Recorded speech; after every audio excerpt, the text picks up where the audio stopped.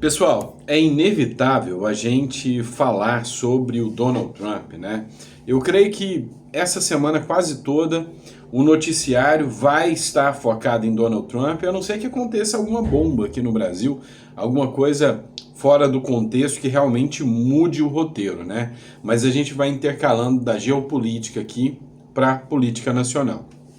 Até porque, né, assim, é muito bom ver o desespero, né, a pilha da esquerda com o regresso do Donald Trump. Essa matéria da revista Veja aqui já é o suficiente para mostrar para vocês que o clima da esquerda não é do Brasil, não, mundial, é clima de velório, tá?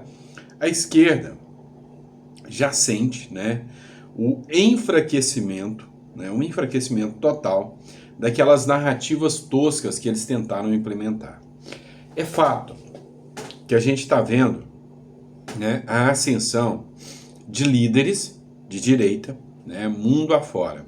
Primeiro veio o Nayib Bukele, Milley e agora Donald Trump. E hoje, né, a direita começa a entender que eles precisam sentar, né, dialogar e aprender uns com os outros. Não é mentira que o Milley, por exemplo, utilizou o plano Nayib Bukele da segurança pública na Argentina e apresentou resultados satisfatórios, né? Ou seja, uma grande redução da criminalidade. Ele pegou um estado, né? Uma região, que é a região de Rosário, na Argentina, né? Inclusive fica aqui do lado de onde eu tô hoje, tá? E essa região, que era um lugar super violento da Argentina, começou a tomar eixo, né, implementando os planos de Nayib Bukele. Então, o que eu vejo que essas novas lideranças da direita eles querem fazer? Eles querem criar literalmente um novo pragmatismo, né, uma nova visão de mundo, onde a direita vai entregar pautas necessárias à população. E nessa entrega consolida-se o poder da direita, né? O poder da direita no país. A exemplo do que aconteceu com Nayib Bukele. Nayib Bukele, ao implementar as pautas de segurança pública, liberação de criptomoedas, implementação de pautas econômicas, o cara ganhou com 85% dos votos. Ou seja, ele consolidou ali o fim completo da esquerda, derrubou estátuas do Che Guevara, destruiu túmulos que faziam uma apologia a nazi, né? Ele destruiu túmulos que faziam apologia a essas gangues, né, que causavam terror em El Salvador. Então, assim, vem com uma nova estrutura. O Donald Trump também é a mesma coisa. O Donald Trump quer entregar para o cidadão americano a sensação de segurança que o cidadão americano já perdeu, né? Ou seja, o Donald Trump já entrou lá nos Estados Unidos decretando o estado de emergência ali na região com o México, onde é uma porteira do narcotráfico. Países como Argentina, Estados Unidos, El Salvador entenderam que a única forma de você minar o poder da esquerda é combatendo o narcotráfico e o narco-estado. Combatendo o narco-estado. Então, o Donald Trump, ao declarar uma situação de emergência ali na fronteira do México, ele vai focar principalmente em traficantes, né, narcotraficantes que vêm buscar dinheiro nos Estados Unidos, né, das drogas, para repassar isso, né, ao próprio governo, né, a próprias figuras, né, ligadas ao governo do México. Então, é uma forma que a direita começou a perceber de como ela deve utilizar para combater, né, a esquerda. Resumindo, combata o crime. Combatendo o crime, você combate a esquerda. É mais ou menos isso, tá? Que foi o recado do Donald Trump. E é por isso que é tão gostoso de ver a esquerda desesperada. Mas em especial a esquerda brasileira, por que ela está desesperada, né, com o regresso do Donald Trump?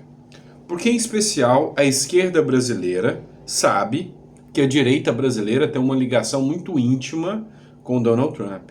Pois é, na época que Donald Trump era presidente, o Bolsonaro tornou-se presidente e se tornou um grande aliado do próprio Donald Trump. E aí um ponto chamou a atenção. Você está vendo essa foto aqui? É uma publicação do Conexão Política. Olha só que interessante. O Donald Trump estava ali tomando posse. Você tem noção da quantidade, né, de ações, de medidas, de agendas, de solicitações que o Donald Trump teria, né, tomando posse como presidente de uma das nações mais poderosas do mundo? Então, assim, é mais do que normal você imaginar que o Donald Trump não tivesse sequer tempo, né, para atender o Eduardo Bolsonaro, para atender, né, delegações brasileiras. Isso é mais que normal, né? Afinal, ali não sobraria tempo para ele. É uma situação ali muito de ocupação, né, do Donald Trump. Mas ele dedicou tempo para recepcionar o Eduardo Bolsonaro, que postou uma foto, né, um vídeo até com a família, a bebezinha dele andando, e falando da humildade que o Donald Trump teve ao recebê-los, né, no seu gabinete durante esse período de turbulência, abriu um espaço para receber o Eduardo Bolsonaro. É sinalização de que o próprio Donald Trump tem, né, uma preocupação e um carinho especial, né, com relação ao Brasil, com relação ao presidente brasileiro, né, o convite que o Trump fez ao Bolsonaro, né, a recepção que o Bolsonaro teve, o próprio Nicolas foi convidado para o baile de honra, né, de gala da posse do Donald Trump. Isso mostra que há uma preocupação crescente, né, dos Estados Unidos com a situação do Brasil. E é aí que entra o desespero da esquerda, né? E vai saber o que foi o discurso, o que foi dito em relação, né, ao Eduardo Bolsonaro ali. E aí entra até um ponto interessante, porque o Steve Bannon, que é hoje um dos maiores articuladores políticos do Donald Trump, né, de política do mundo, o Steve Bannon bateu em cima da tecla que o Eduardo Bolsonaro será o próximo candidato a presidente do Brasil. Falou, ó, Eduardo Bolsonaro será o próximo candidato a presidente, mas também bateu em cima da tecla que o Bolsonaro deverá ficar elegível novamente, né? Ficar elegível novamente. Ou seja, mostra nitidamente uma preocupação, né, do governo norte-americano e de aliados norte-americanos com a política aqui no Brasil. O Steve Bannon, que fez críticas pesadas ao ministro Alexandre de Moraes, falando que ele é um juiz igual aqueles da época daquela Alemanha, né, daquele triste momento da história, né, mundial, onde perseguia judeus, né? Também falando que os Estados Unidos estão com os olhos voltados ao Brasil e a censura que acontece aqui no Brasil. E aí o que a gente percebe hoje? O Mark Zuckerberg já entrou na rota de colisão, já entrou na mira, né? Na briga com o Alexandre de Moraes, com o judiciário brasileiro. O próprio Steve Bannon, né, o articulador político da Casa Branca, falou em bom tom que ele quer sanções ao ministro Alexandre de Moraes por não ter permitido que o Bolsonaro fosse a posse do Donald Trump, que é uma vergonha o que ele fez. Nós temos senadores que mandaram cartas ao ministro do Supremo, Alexandre de Moraes, pedindo que ele revesse a sua postura acerca do visto de Bolsonaro. Nós temos a Maria Elvira Salazar, o Chris Smith, entre outros, que já disseram que querem a cabeça do ministro Alexandre de Moraes, inclusive caçando o visto do ministro Alexandre de Moraes. Então, resumindo, né, essa aliança do Eduardo Bolsonaro coloca o Eduardo Bolsonaro na mira do judiciário brasileiro, não tenha dúvida sobre isso, né?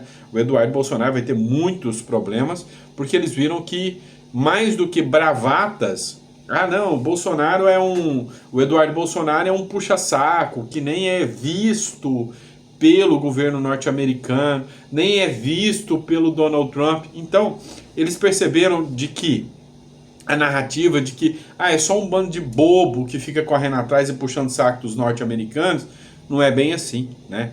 Teve um tratamento VIP lá dentro, tanto o Nicolas quanto o Eduardo Bolsonaro. O atendimento que foi dado foi um atendimento digno de chefe de Estado, cara. O cara abriu uma agenda para receber o Eduardo Bolsonaro.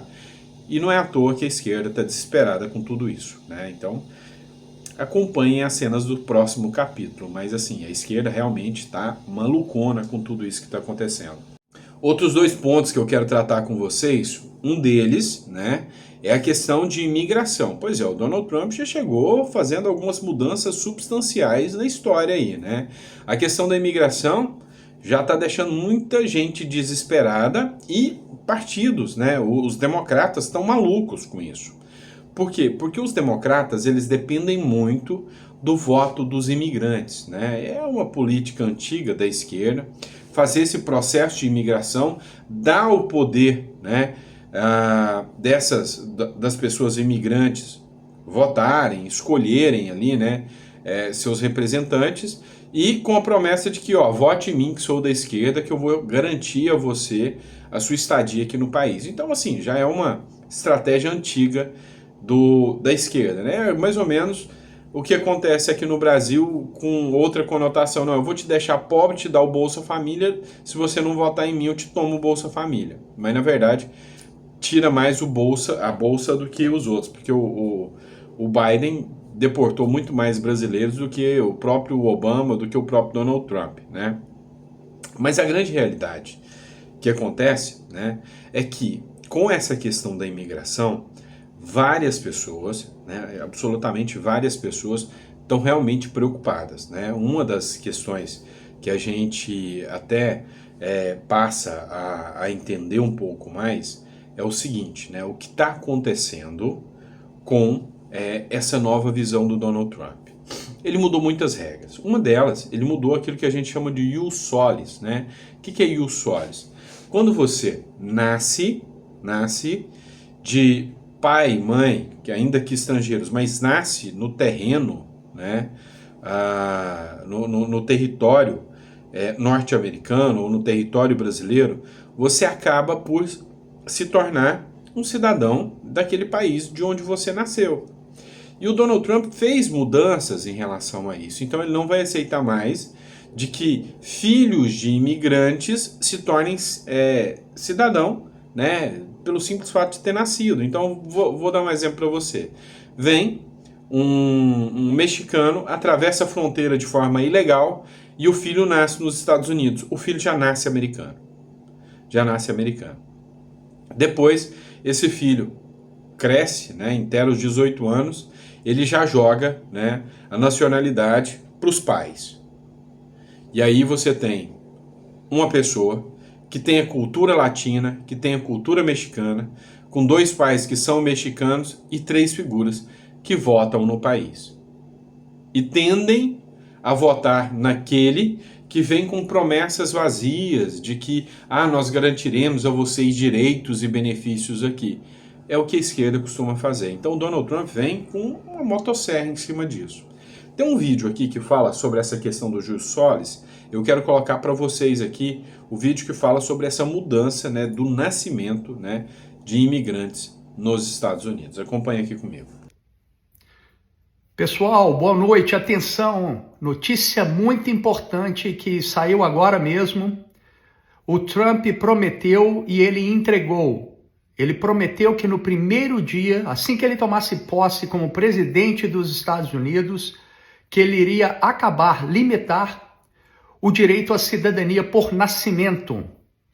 Todo mundo sabe que os Estados Unidos, pelo menos até a data de hoje, adotava o jus solis de forma absoluta. Bastasse nascer nos Estados Unidos que a pessoa seria considerada cidadão americano. Contudo, o Trump acaba de publicar uma ordem executiva, um decreto, limitando esse direito à cidadania por nascimento. Tá? Então, veja como ficou a ordem executiva.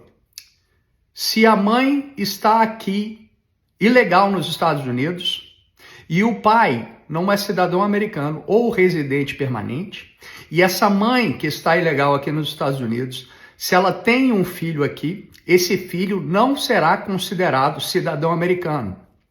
Outra situação, se essa mãe estiver legal nos Estados Unidos, tá? Ela está legalmente nos Estados Unidos, mas essa mãe não é residente permanente, não é cidadã americana, essa mãe está apenas aqui temporariamente, por exemplo, com visto de turista, e tem um filho nascido aqui nos Estados Unidos, esse filho não será considerado cidadão americano. Óbvio que se o pai for cidadão americano ou residente permanente, essa criança poderia ser considerado cidadão americano, tá? Então, duas situações. A mãe está ilegal nos Estados Unidos e o pai não é residente permanente ou cidadão americano. O filho dessa mãe que nascer em solo americano não será considerado cidadão americano. Segunda situação, a mãe está legal nos Estados Unidos, tá? E o pai não é cidadão americano e o pai não é residente permanente, a mãe está legal nos Estados Unidos, mas ela não é cidadã americana e nem residente permanente. Ela está aqui simplesmente como turista, por exemplo, temporariamente, tá? Se essa mãe tiver um filho nascido aqui nos Estados Unidos, esse filho não será considerado cidadão americano de acordo com essa nova ordem executiva assinada e publicada hoje pelo presidente Trump. E onde que eles estão pegando para fazer essa interpretação é a emenda 14 da Constituição americana, que diz que toda pessoa nascida nos Estados Unidos ou naturalizada americana é cidadão dos Estados Unidos. O problema está aqui, que esteja sob a jurisdição do mesmo, tá? Que esteja sob a jurisdição dos Estados Unidos. E a interpretação que eles estão dando é que essas pessoas não estariam sob a jurisdição dos Estados Unidos. Quem está aqui ilegal, ou quem está aqui temporariamente de visita, por exemplo, não estaria sob a jurisdição do mesmo. Isso acontece também, por exemplo, nos casos de diplomatas brasileiros que vêm para cá, por exemplo, né? Embaixadores, enfim, diplomatas brasileiros que estejam aqui a serviço do seu país, estejam numa embaixada ou um consulado brasileiro aqui.